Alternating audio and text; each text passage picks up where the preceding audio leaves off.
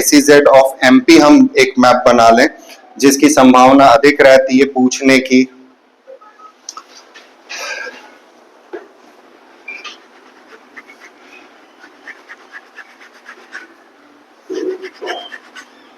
चलिए, शाबाश।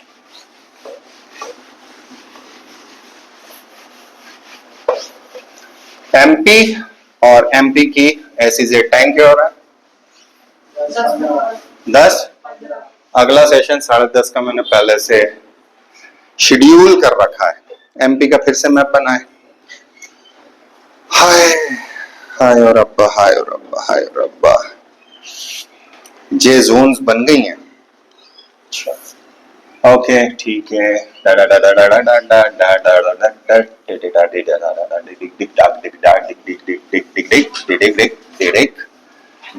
थोड़ा सा ऐसा टिडिक टिडिक ठीक ठीक दिख रहा है। आज बेहतर बन गया थोड़ा सा ना, पर चलेगा, चलेगा, दौड़ेगा। चलिए, हमने बात करी लेटराइट सॉइल्स की। मध्य प्रदेश के अंदर हमें लेटराइट सॉइल्स मिलती हैं और laterite soils are mostly found in the region of Balaghat, Seoni, something something. सही है? गलत तो नहीं बोल रहा हूं? बेसिकली ये छत्तीसगढ़ से वो वाला जुड़ा हुआ पार्ट है जिस पार्ट को किसी समय में भूतपूर्व मध्य प्रदेश का धान का कटोरा कहा जाता था। इस इलाके को हम जोन नंबर 1 देते हैं। ये भी है ना, बड़ा पेन खराब हो रहा है। Zone number 1। नाउ जोन हमने दे दी, अब इसके साथ एग्रीकल्चरल प्रोड्यूस को भी लिखना पड़ेगा। वो जो एग्रीकल्चरल प्रोड्यूस होते हैं उनको समझना जरूरी है। एग्रीकल्चरल प्रोड्यूस, यहां पे राइस, टोबाको, मेज। राइस, टोबाको तो एमपी में कहां मिलती है भाई? तंबाकू। तो वहां चले, सस्ती मिलती होगी ना सिगरेट पीने वालों को, बीड़ी पीने। टैक्स उतना ही लगे। अब बोलेंगे ना यार। ओके, सो ये जोन 1 आ जाता है आपका बालाघाट और पार्ट ऑफ सिवनी। इसके बाद हम अगर बात करते हैं जोन 2 की, रेड पेन, जोन नंबर 2, ये ईस्टर्न घाट्स का हिस्सा है एमपी के। हाँ, सतपुरास। सो ये वाला बेल्ट है जिसे हम जोन 2 बोलेंगे। पहाड़ी क्षेत्र है, माइकाल वाला क्षेत्र है, बारिश बहुत कम होती है, न के बराबर होती है, सूखा पड़ा होता है, रेगिस्तान है, यहाँ पे लद्दाख जैसा माहौल है। अच्छी होती, कितने सेंटीमीटर होती है? ये आपका होमवर्क है, आप मेरे क्लाइमेट की वीडियो देखेंगे और हर जोन के साथ उसके क्लाइमेटिक फीचर लिखेंगे। हर एक जोन के साथ क्लाइमेटिक फीचर अपने आप लिख दीजिए, आपको क्रॉप पता चल जाएगी। क्योंकि अगला सेशन क्रॉप्स का है, बहुत आसानी से आपको समझ में आ जाएगा। यहाँ पर जो मेजर क्रॉप्स हैं उसमें सबसे इंपॉर्टेंट है कोदो, कुटकी, मसूर, अरहर और धान। सो राइस इज कॉमन। क्यों कॉमन? क्योंकि बारिश अच्छी होती है। देन ट्रेडिशनल तौर के ऊपर कोदो, कुटकी, खास तौर पे बहुत बड़ा बेल्ट है। मैंने आप लोगों को उधर जब ओडीओपी पढ़ा रहा था तो ओडीओपी में मैंने ये सवाल किया था कि आप किस तरह से उसको काम में ले रहे हैं और कहां कहां आप उसके ऊपर फोकस रख रहे हैं। यहाँ पे मसूर और अरहर, दैट इज, मसूर को क्या बोलते हैं अंग्रेजी में? अरहर इज तुअर, है ना? ये तो मुझे आता है। ओके, तीसरा जोन फिर नॉर्थ में चलिए, थोड़ी सी बारिश कम कर दीजिए, रीवा पहुंच जाइए। मऊगंज, रीवा वाला बेल्ट आ गया हमारा, सतना, सीधी, शहडोल। ये कुछ इस तरह से बेल्ट चल रहे हैं ना, ये इस तरह से बेल्ट है।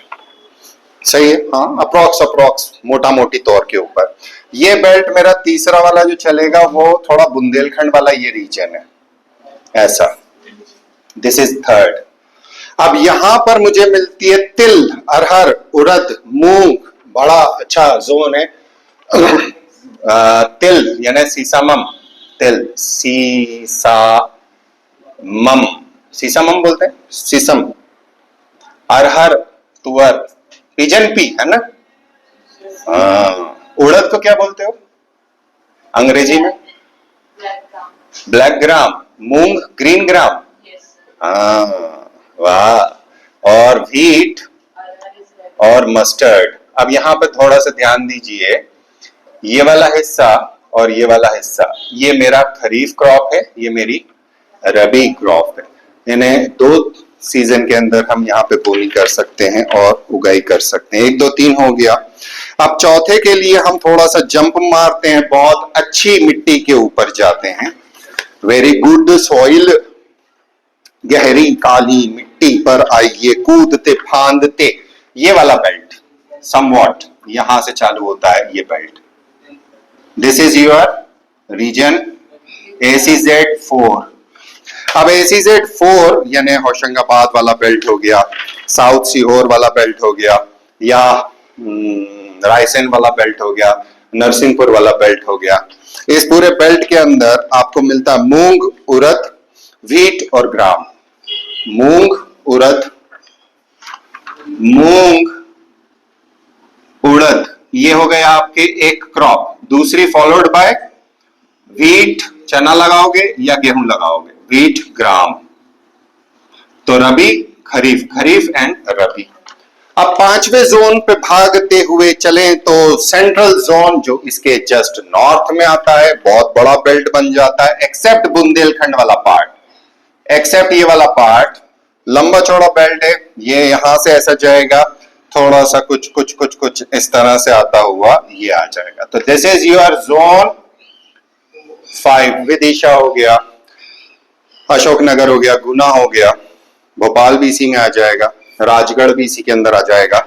यहां पर हमें मिलेगा मूंग, उड़द, मूंग, सूखने लग रहा है पेन, मूंग, उड़द, मूंग, उड़द, व्हीट, व्हीट, ग्राम, और इस इलाके के अंदर कुछ इलाकों में शुगर केन भी होता है। जिन जिन इलाकों के अंदर पानी अच्छा है, बेसिन का मामला अच्छा है, वहां पर आपको ये मिल जाता है। जोन 6 के ऊपर जाएंगे हम तो एकदम नॉर्थ में पहुंच जाएंगे, और ये वाला बेल्ट एरिड बेल्ट है। एरिड बेल्ट है यानी पानी की कमी है, मिट्टियों की भी प्रॉब्लम है। ये वाला ज्वार और गेहूं का मेन है, ज्वार, व्हीट। लेकिन यहाँ पर एक और चीज ध्यान में रखिएगा, एक क्रॉप जो यहाँ पर ये लोग ACZ के अंदर नहीं लिखते हैं, एंड दैट इज सरसों। सरसों इज मस्टर्ड, और ये गढ़ है इस इलाके का। MP के अंदर सबसे ज्यादा अगर कहीं मस्टर्ड होती है तो वो यहाँ होती है, लेकिन ये ACZ जोन में नहीं लिखते हैं, लेकिन इलाका वो है। अब वहीं पर हम थोड़ा सा आगे बढ़ जाएं तो जोन 7 के ऊपर जो ये बचा हुआ हिस्सा है, दिस बेल्ट, कुछ कुछ इस तरह का, तो ये मेरा बन जाएगा जोन 7 जो बुंदेलखंड का जोन है। इसके अंदर ज्वार है, मूंग है और उड़द है। ज्वार, मूंग, उड़द, और साथ ही साथ में गेहूं और mustard, linseed, wheat, linseed, linseed यानी अलसी का तेल, अलसी, और यहाँ पे मस्टर्ड भी बहुत होती है। सो ये मेरी 7 जोन्स हो गई। 8वीं जोन पे जंप मारेंगे, वापस नीचे आएंगे और छिंदवाड़ा और बैतूल पे कूदेंगे। सो ये वाला मेरा बेल्ट बनेगा 7, नीचे आए 8। ये बेसिकली प्लेटो रीजन्स हैं, छिंदवाड़ा का और बैतूल का।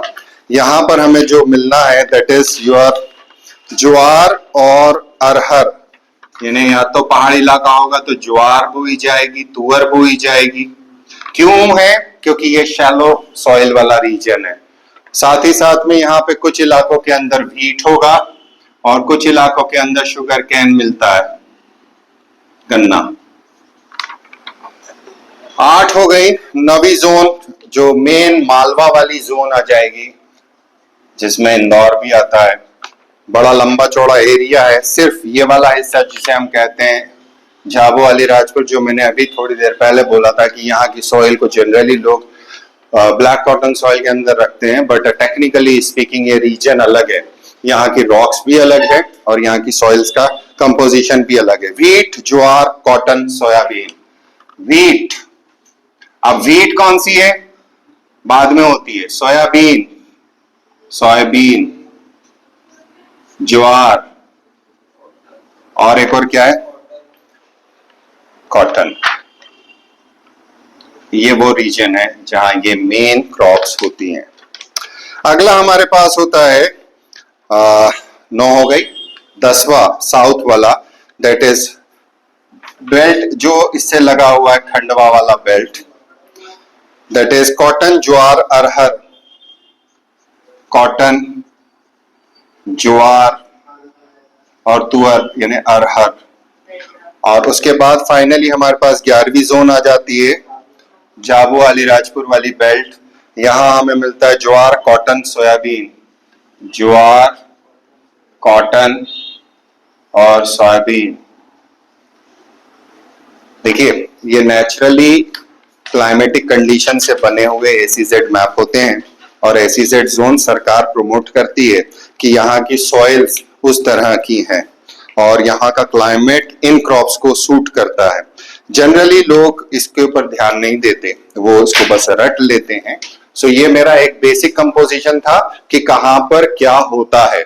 अगला वाला मेरा सेशन है जिसको आपको खास तौर पे बोला गया है इंडिया के लेवल के ऊपर ले जाके मेजर क्रॉप्स।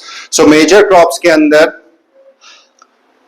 मिट्टी कौन सी होती है, क्लाइमेटिक कंडीशंस कौन सी होती हैं, ये दो खास चीजें होती हैं जिनसे वो एसीजेड के अंदर आ जाती हैं।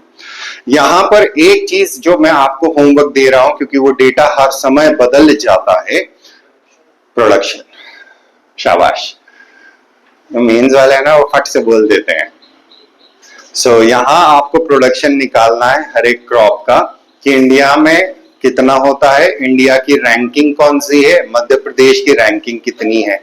बस इतना करके रखिएगा, कोई सवाल हो तो फट से पूछ लें आप लोग।